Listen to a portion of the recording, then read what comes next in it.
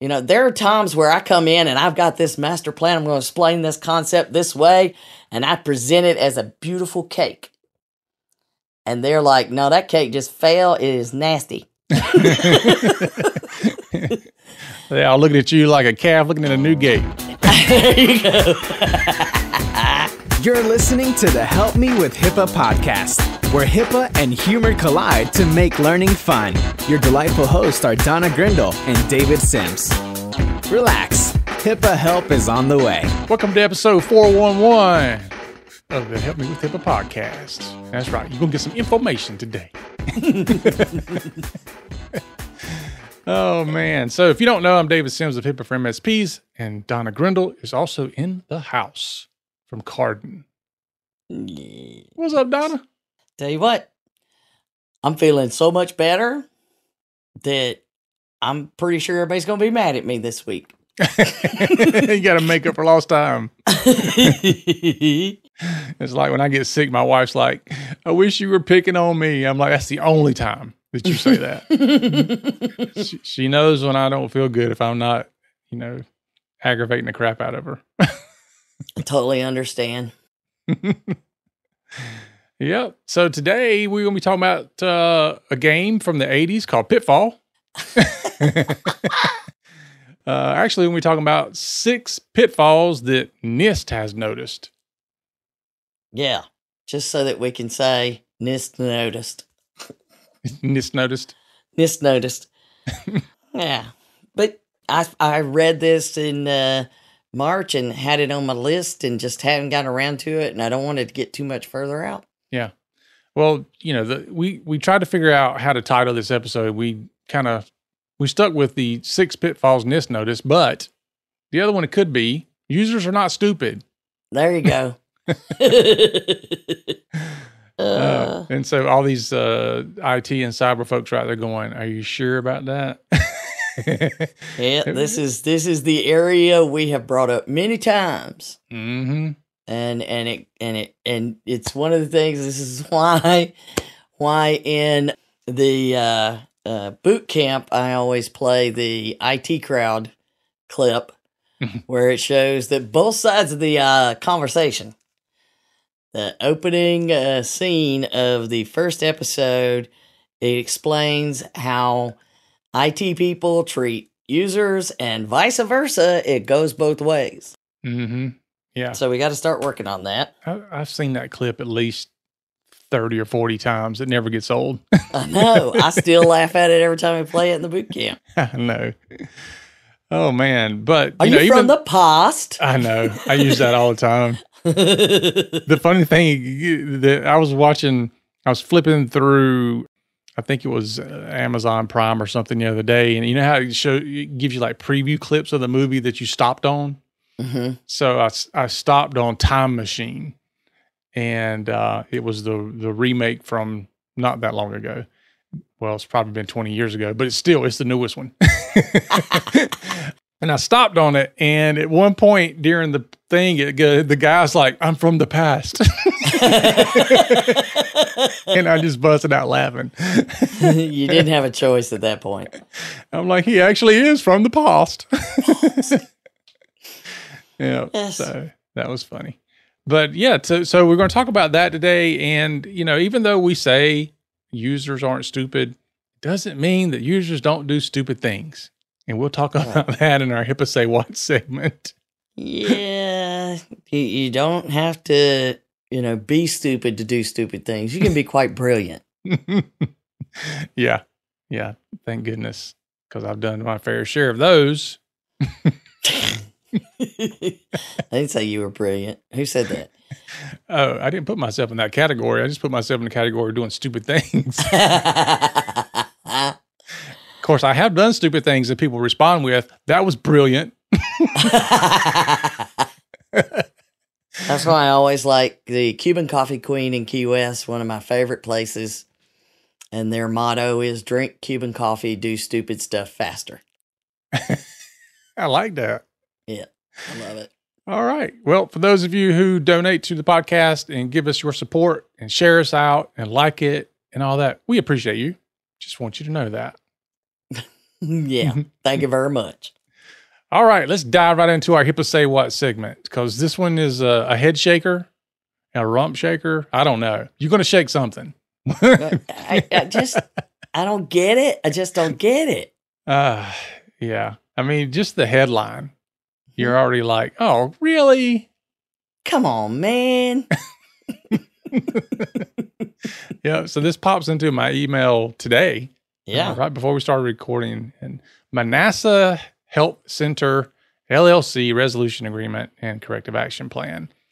And I believe the email had something to say about social media and negative reviews. And I'm like, oh, you don't even have to say anymore. I know where this is going. Well, and it wasn't that long ago that we had another one like this, you know? Mm-hmm. Yeah.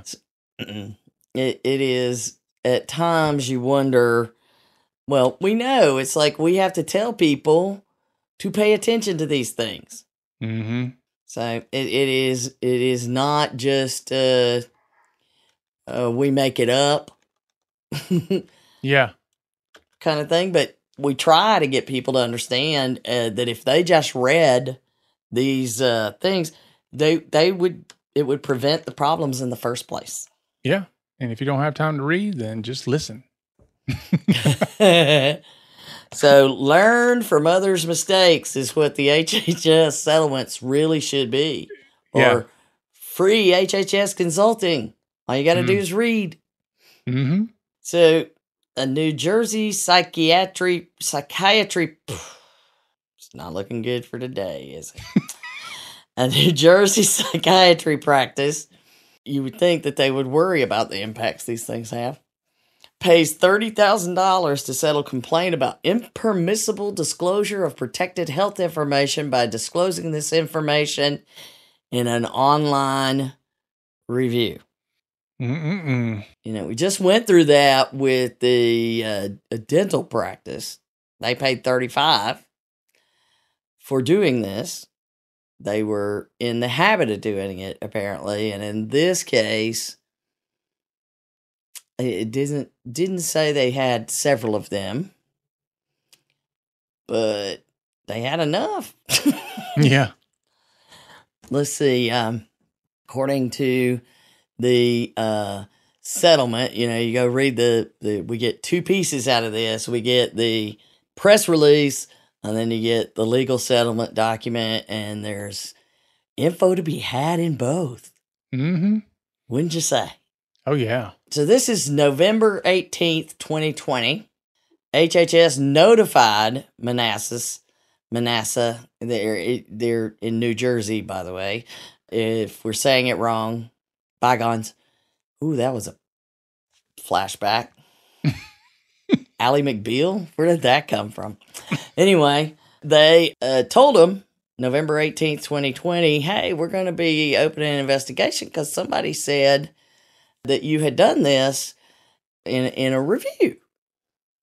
And not only, so, you know, it wasn't really hard to go look, now was it? And they just apparently kept themselves to Google reviews, whereas the other one was Yelp.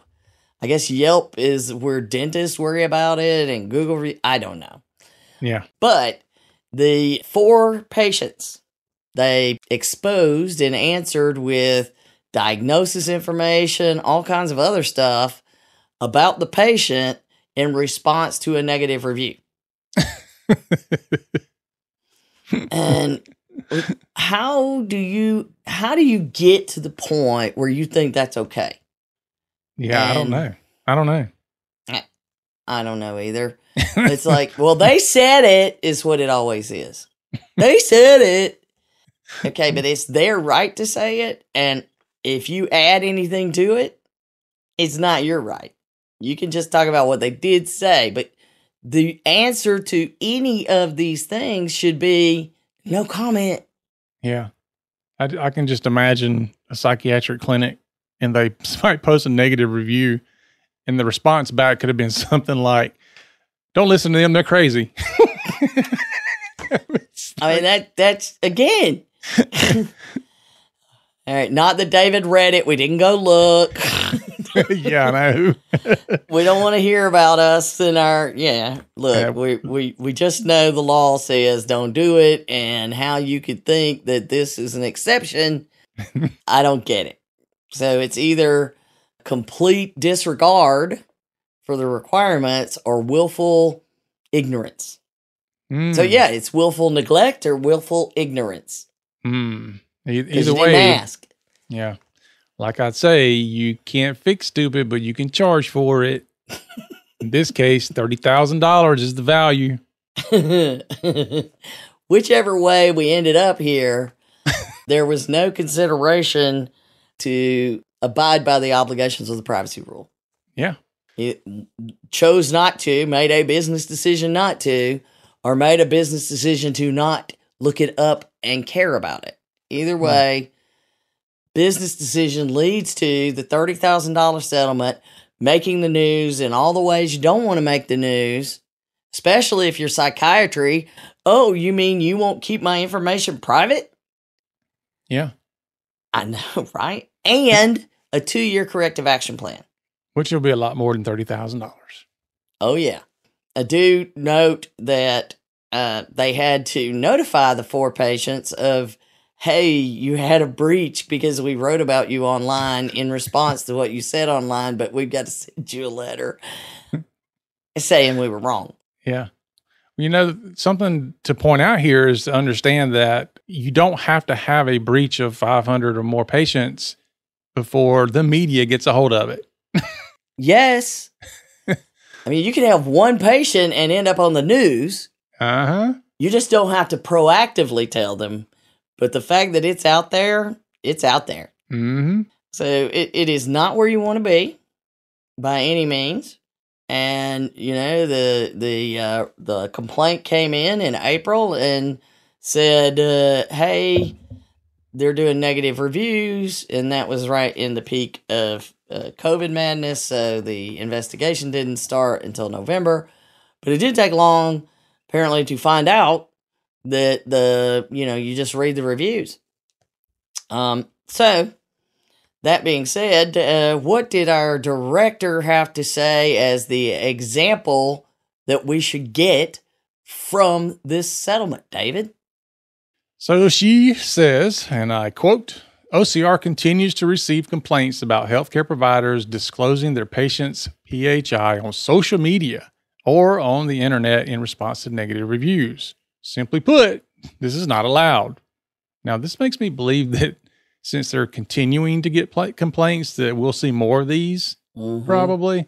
And anyway, she goes on to say, the HIPAA privacy rule expressly protects patients from this type of activity, which is a clear violation of both patient trust and the law. OCR will investigate and take action when we learn of such impermissible disclosures, no matter how large or small the organization. Ruh-roh. Mic drop. Okay. So there he goes. But I mean, this is the point they want us to get. So I think that's pretty clear. I think you're right. You know, you had the interaction there, and then you ended with exactly what you thought you were going to see. Mm-hmm. It's not like you read the whole thing before you had to read it. But you're absolutely right. There's apparently a lot of this going on. And it's the attitude of I'm so small I don't matter, because the last one was the same thing. Small. Mm-hmm. And they made a point of saying the answer to this is a clear no. You should not do this, no matter how large or small. Mm-hmm. Okay, then.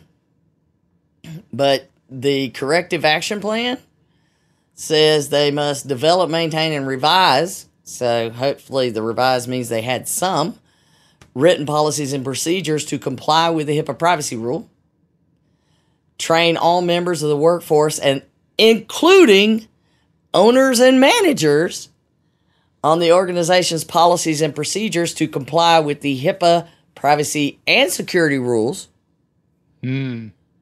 So, both. So read between the lines on that one when you're specifically pointing out owners and managers. yes, I have a great deal of respect. And a client of ours, they want us to come in and do some training. We're doing some other stuff with them. And he just said, "You're fired if you don't show up." And it reminds me of back in college where they would have these big important things. Mostly somebody had done something wrong, and often I was somehow connected to it. But that's a different story. But you had to get an excuse from the dean of students to miss that meeting. And that's the serious attitude that leadership has to take about training for it to be effective. I need you to come and pay attention. Mm-hmm. So that is interesting. And then the other part is within 30 days of this agreement. So I didn't look and see when it was signed. Lately it's signed, and then months later we find out about it. So maybe it was already supposed to have happened. But within 30 days of the agreement being signed, that looks like it was in March. So this should already have been done. They shall issue breach notices to all individuals or their personal representatives whose information was disclosed on any. So they're saying, look, we're not going to look everywhere. Any internet platform without a valid authorization. And within 30 days of the agreement, they will submit a breach report concerning any individual's PHI is disclosed on any internet platform without authorization. Yeah. I know, right? So it's like, things that make you say, geez, another throwback. That's all we've been doing today. We went down that path, worried about 80s computer games. So this is how it happens, people. It's our process. We have to get through it. So if you do not have a social media policy that is complete, and I can't believe where people would say to me, well, HIPAA doesn't require a social media policy. Yeah. Okay. All right. Okay. You go with that. You go with that because I got a couple of these to show you. Yeah. See how that works out for you. Yeah, right. So that is our HIPAA say what? Much better today. Say what? Segment. Yeah. So we're gonna switch from the one thing OCR noticed to the 6 things that NIST noticed. Boy, we're both in a weird place today. Okay, so what did you think about the 6 things that NIST noticed? I mean, I completely agree with them. But the other thing that kind of jumps out at me as I'm reading through them is that we have definitely talked about every single one of these to some extent. Yeah. Now, have we done it on the podcast? I'm not sure, but we do have a lengthy discussion about this in our boot camps about if we're going to say to all the users, which we do in our training and all our other stuff, everybody's on the cybersecurity team today. Mm-hmm. If you touch an electronic device, you're officially on the cybersecurity team. So if we're going to tell everybody else that, then we also have to understand that we have to manage them being on the cybersecurity team and not assume that they're all technical. Yep. Yeah. So I like the way the handout, and we'll link to a copy of this, but I like the way the handout starts, which is asking, what is the problem exactly? So this is one of my lines that I love to use every time we are looking to figure something out. I always say, well, what problem are we trying to solve here? And exactly. So it starts out with the cybersecurity community. So listen up, IT folks. And not only IT folks, you just said so cybersecurity is everybody's job.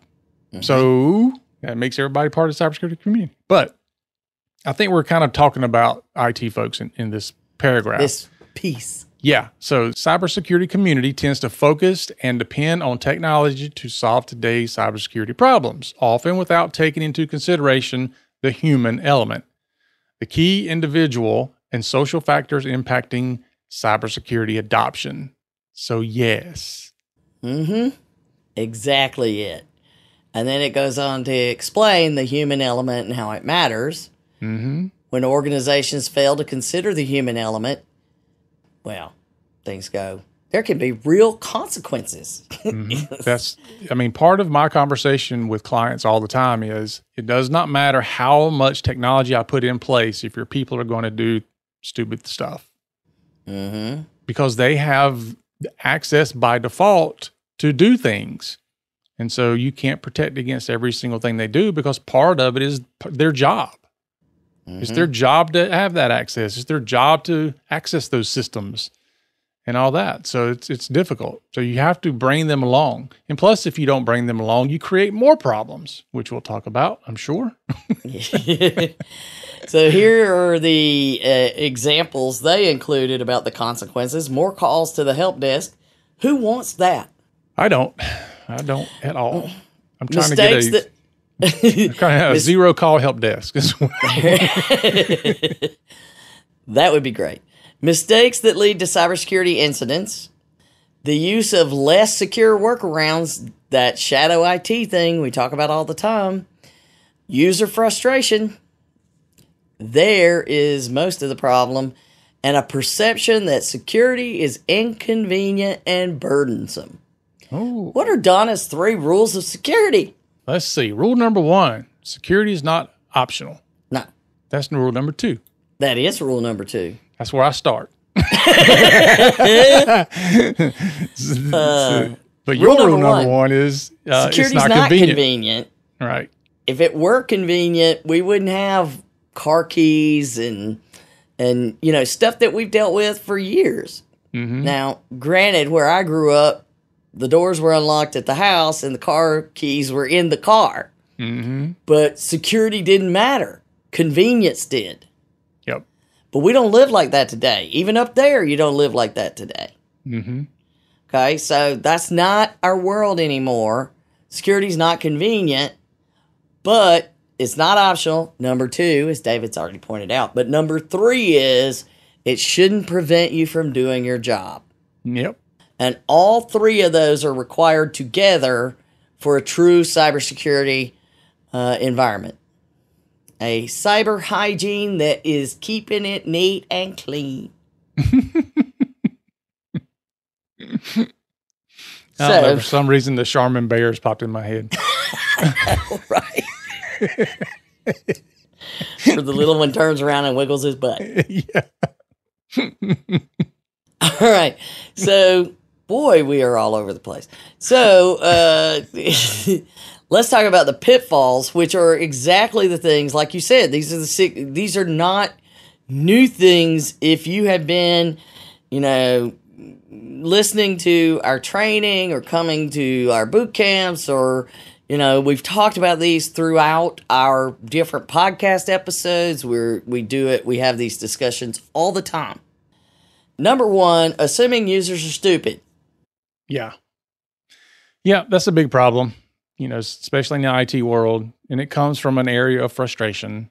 We often make jokes about, too many password resets. It's like you just reset your password 15 minutes ago and you already forgot it. Hey, it happens to me. I just work it out easier, So yeah, and I've said it before. I've said things like people should have a license to get on the internet. But yeah, if you think, here's the problem. If you think they're stupid, then you look at the problem and say, this can't be fixed. So you can't say that. It's like, it can be fixed. What does it take to fix it? And really, right. It takes training. It takes education. It takes spending a little bit of time to make sure they understand what to do or what not to do, so that you don't get all the frustrating calls in which you then title as stupid. They're not stupid. They just don't know.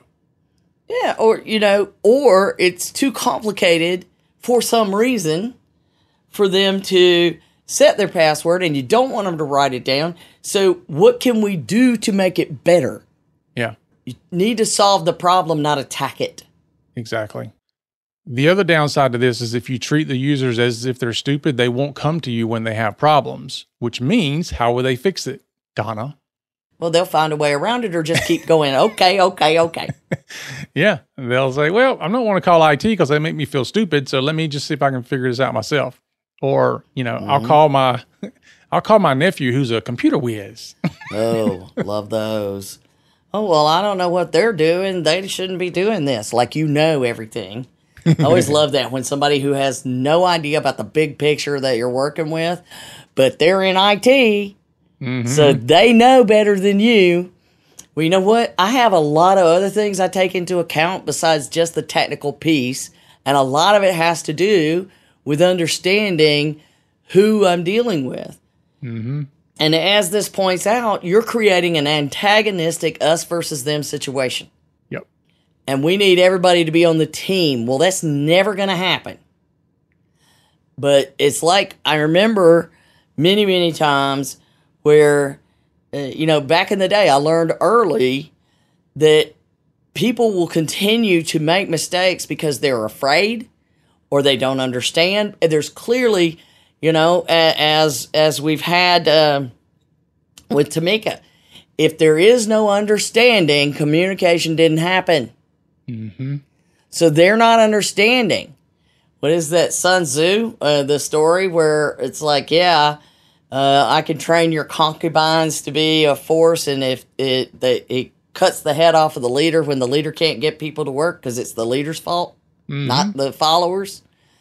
So this is that whole thing about you are starting with an attitude of you can't be helped, you're a problem to me. Right.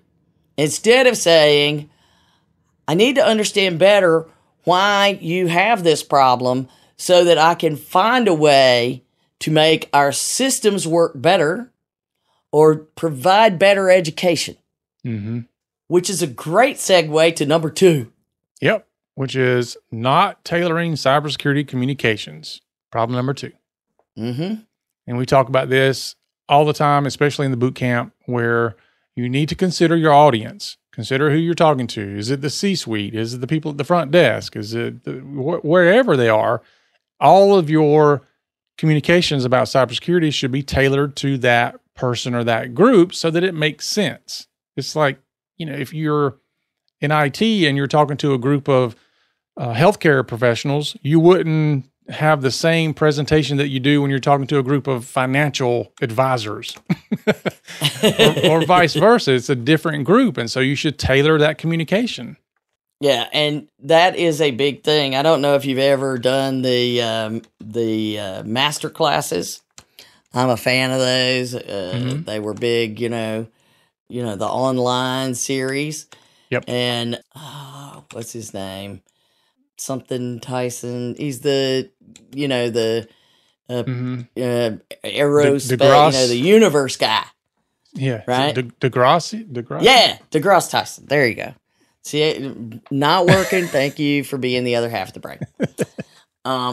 Anyway, he does several ones, and one of them is, teaching you how to think is his big thing.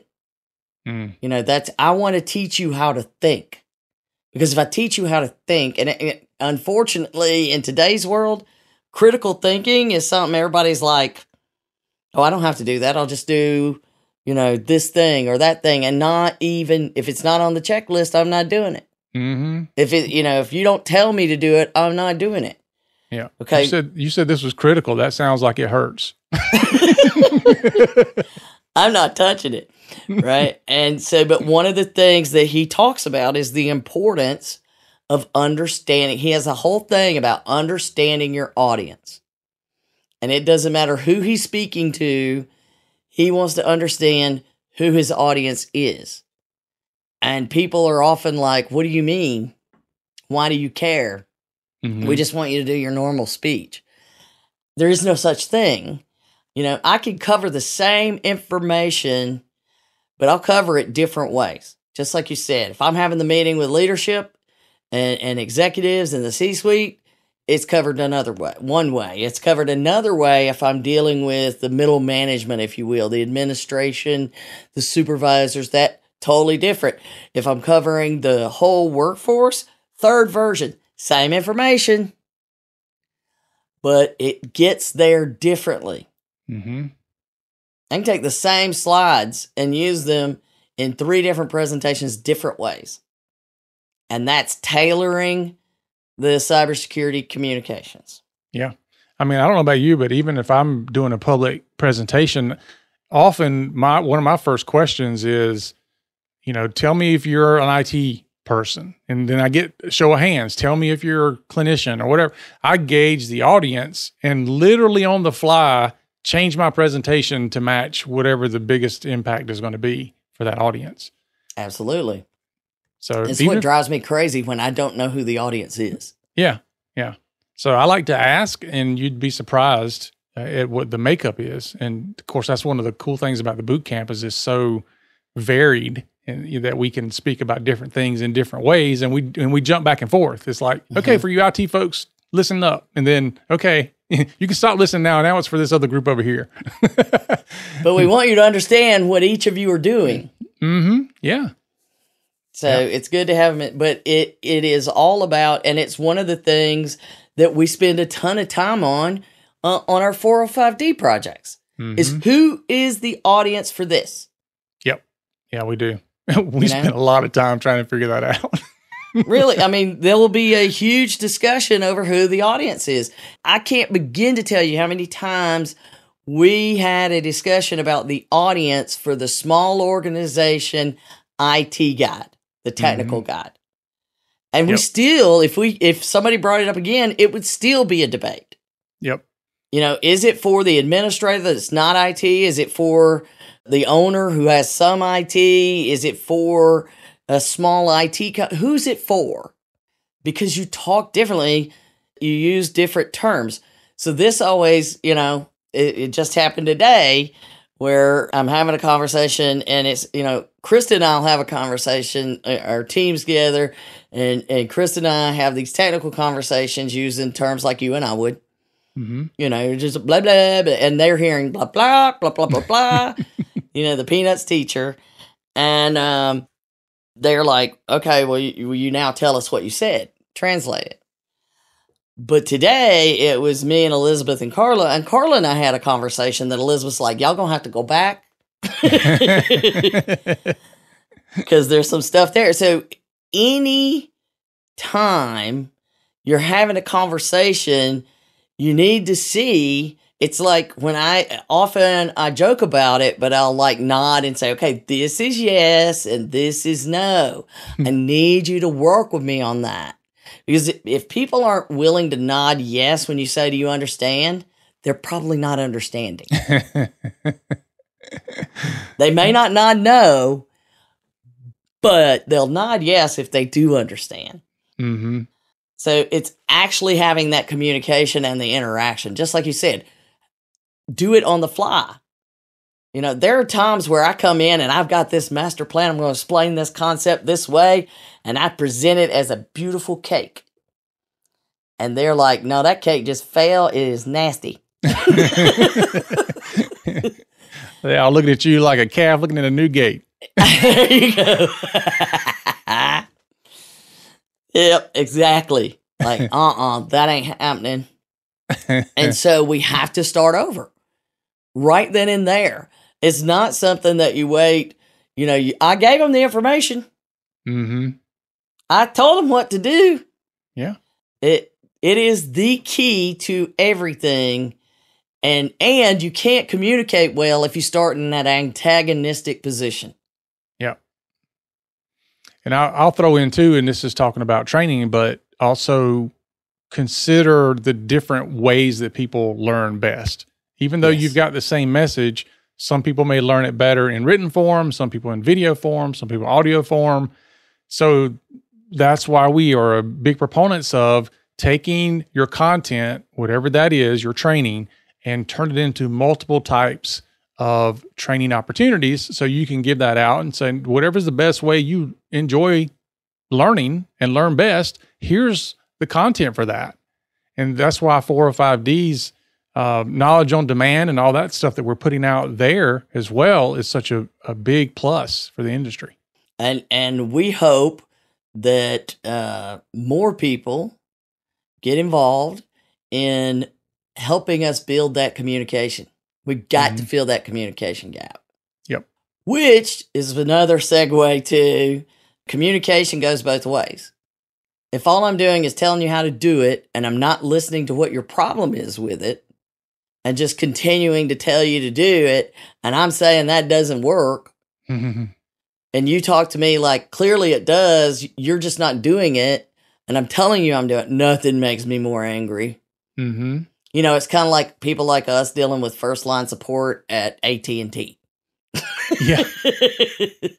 That's like, look, everything that is in your list of knowledge, I have been through. Yeah. Don't take me through those steps. Yeah. Even if I tell you these are the steps I've been through, they think you're lying. Well, that's again. Yeah, that's what you're supposed to do by training, unfortunately. Well, but you know, again, assuming users are stupid. Yeah, or wrong. Which the hardest part on a little side trail on that. The hardest part is knowing that you're actually talking about the same thing. Because perfect example is when somebody says to me, "Yes, I have rebooted the computer," and in my head I'm thinking, maybe. Trust but verify, maybe. And then come to find out what they're calling rebooting the computer is actually turning the monitor on and off. Yeah, and that's why, but you know, instead of saying, you know, you're stupid. Yeah. What I say is, let's make sure we're on the same page. Yep. You know, when I say this is what I mean. When you say that, what do you mean? Yep. Or the ones I love is, my computer won't work. Oh, now see, that's just wrong. It doesn't work. Yeah. So it's not turning on? Oh, no, it's on. It's sitting in the desktop. Okay. So what about it's not working? I know. See, again, it goes both ways. Yep. I need you to explain to me and don't hide things from me. You know, nothing like, okay, I want you to type CMD and press enter and you hear. She was like, yeah, I just told you 4 things. What happened? Oh, well, I wasn't even there, but I just asked you if you were there. So we're not on the same page. Yeah. You know, that's where you need to stop. Instead of getting frustrated, stop and go, okay, we're not on the same page. Let's back up.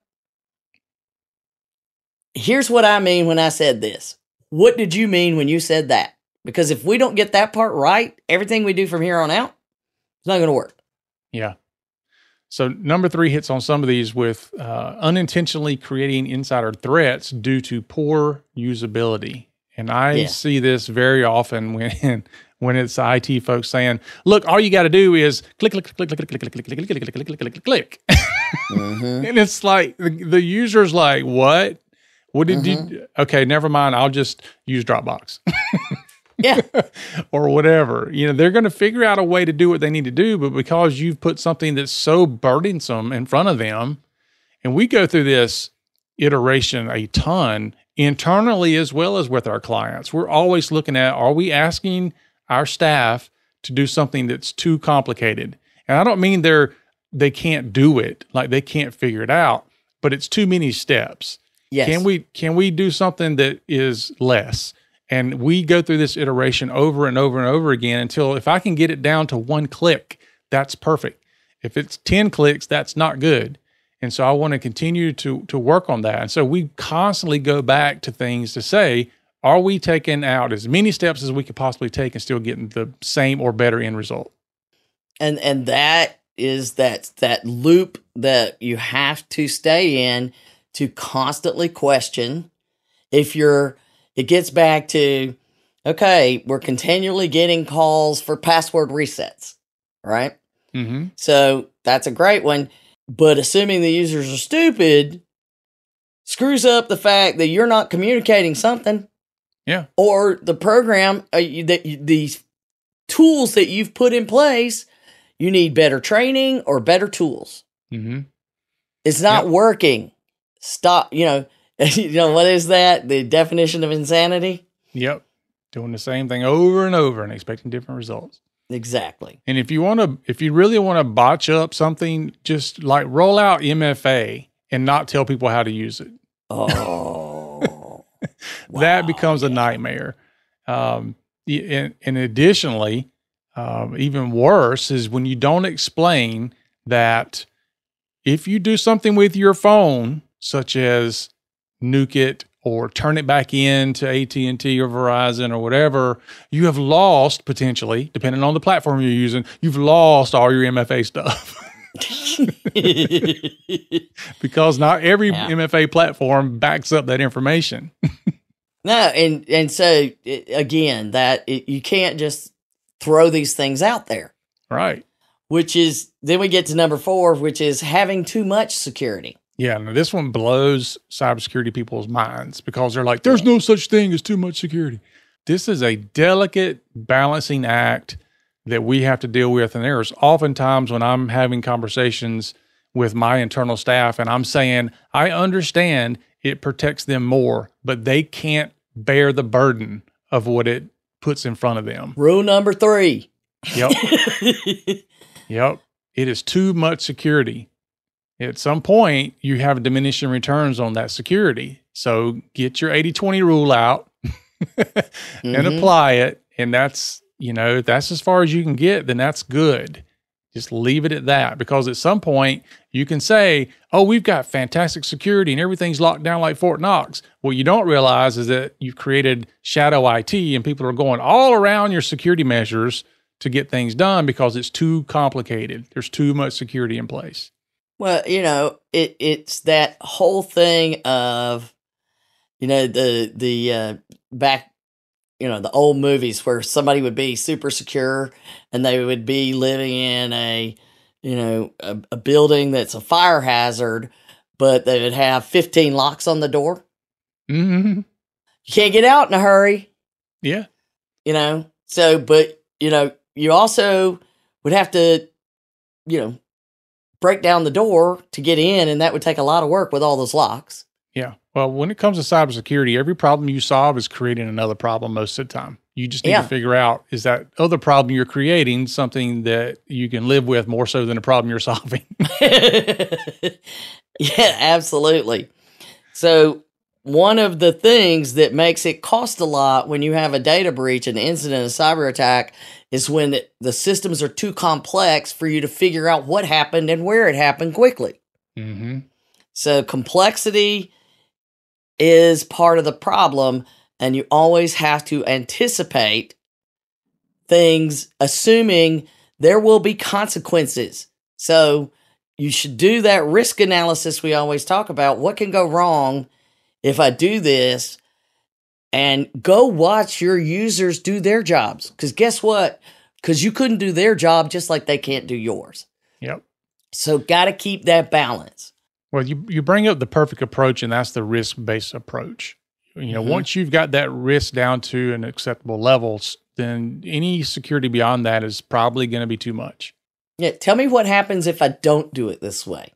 Tell me what happens if I do it this way. And then reason through them. Mm-hmm.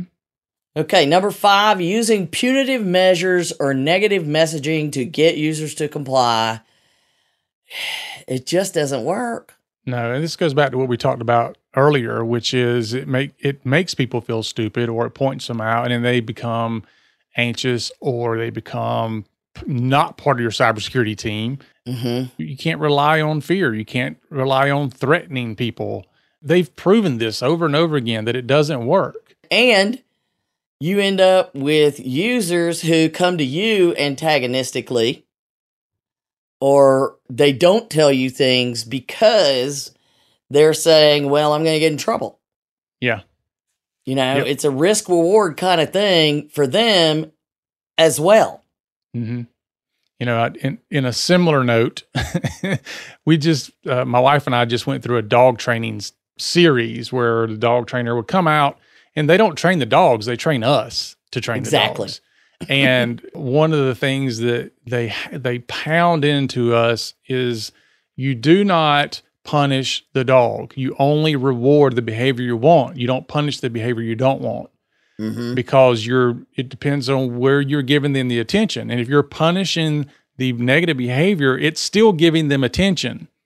And so you have to be careful because you sometimes get what you don't want, but you ignore the negative behavior, but you reinforce the positive. And that's what you end up getting more of because they want to do the positive behavior so they can get the positive reward.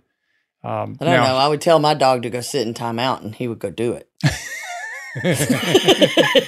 But, certainly that's not something, I'm not saying you train your staff like dogs, but what I'm saying is that you get a lot more from focusing on the positive reinforcement than the negative. Certainly there's going to be negative reinforcements in some areas. I mean, that's why you have a policy about it. There's a reason we have sanction policies. Exactly. So I'm not suggesting at all that you abandon that. What I'm suggesting is that find a way to also focus on the positive that you want to see. Well, and it gets back to, a big part. We're running, we're not even reading the list that NIST included for overcoming the pitfalls. We're it's all in there. If you read their 10 items to overcome it, we're just kind of throwing it all in. Yeah. But a big piece of it is I empathize with you. I understand what you're going through, but I'm going to empower you to help us get through this together. Mm-hmm. And you would not believe the difference in response when you're teaching people and you're like, this is what happens to the patient when these things go wrong. Let's look at that. And this is why I want you to do these things is to help protect them, help protect us all. Mm-hmm. Make it where we can do our jobs. I'm going to do my part, and I want you to work with me doing your part, and we get there together. Instead of, I'm going to try to bully you around, put you into a fence and lock the gate, and then allow you to move the next. That's not how humans do best. Mm-hmm. Yep. And it's all about involving, we're all on the team. I only want to create a negative response from the users if they have totally, they've done the thing that warrants immediate termination. Yep. Or they're being malicious. Yeah. Or it's those bad things. Yeah. Or what is that you said earlier? Willful ignorance. Yeah. Willful neglect or willful ignorance, one or the other. Yeah. Those are the reasons you do. It's, at some point there will have to be a negative response. Mm-hmm. But fear is not the way you get people. I know a lot of people believe that fear is the way to do it. And we're taught that. Yeah. But it doesn't work because I say this often is most people have the it won't happen to me syndrome, mm-hmm. which, that flies in the face of fear-based anything. I could tell you, if you do X, Y, Z, you could have a car accident. And yeah, it happens to everybody else, but I'm good. Or you do this and it'll affect your health. Yeah, whatever. Not me. So you see that everywhere. No matter how much fear you put in people, there's a lot of people are like, yeah, whatever. Yeah, I only break this one rule. I don't break the other 10. Mm-hmm. I only break this one. And this one's okay for me to break. The others I follow, so that makes this one okay. Yeah. Yeah, 90% okay. Yeah. I know what I'm doing. They make that rule for you, not me. Or my favorite is, and my kids are bad about doing this, I got this. I got this.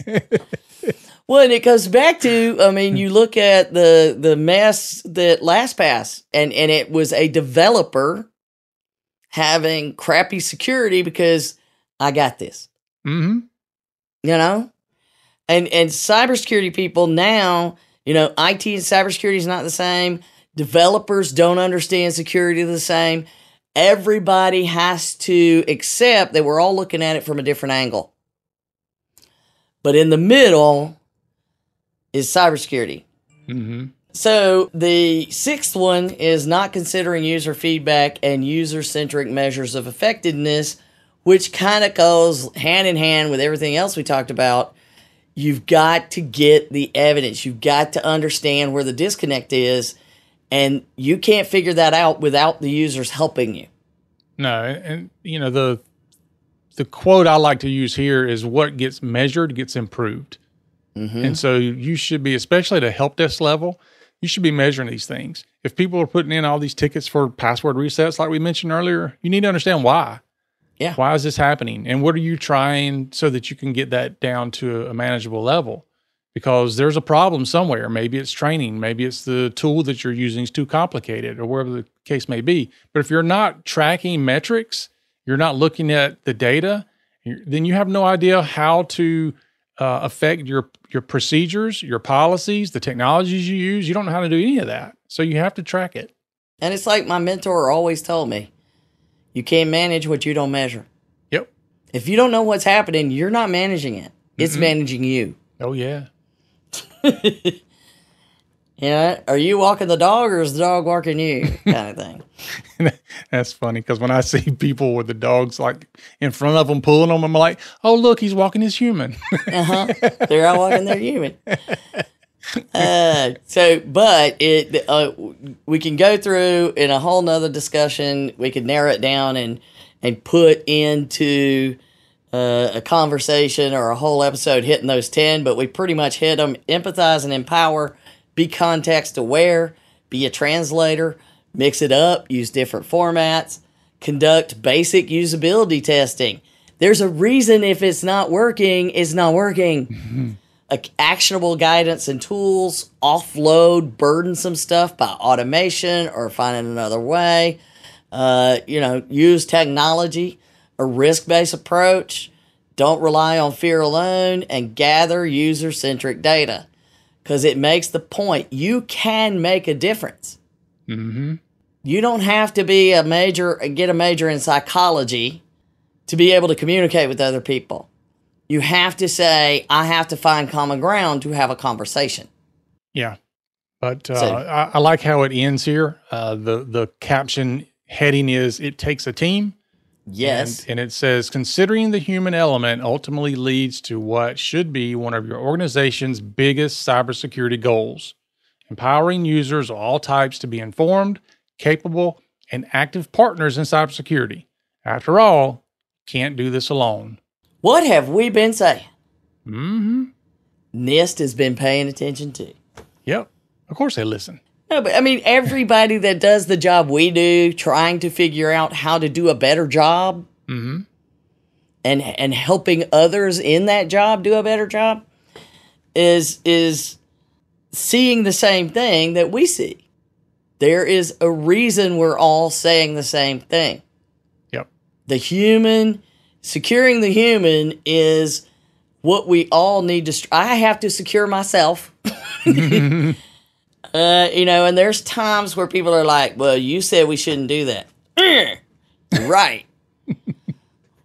I had a group that we're working with that's helping us do some video development. And he's like, well, just send me your username and password and then we'll, and I'm like, dude, you're helping me develop videos explaining the importance of cybersecurity and how to do it, and you want me to break one of the top rules. It ain't happening. And he's like, you're right. I was just testing you. I wanted to know if you were really serious about all this. Yeah. Clearly, you take cybersecurity more than most. I think you do. Clearly, you take it more seriously than we do. But go to the website for this episode 411. So helpmewithhipper.com/411, or you can just go to helpmewithhipper.com and look at the podcast list. But we have links to the full 12-page article.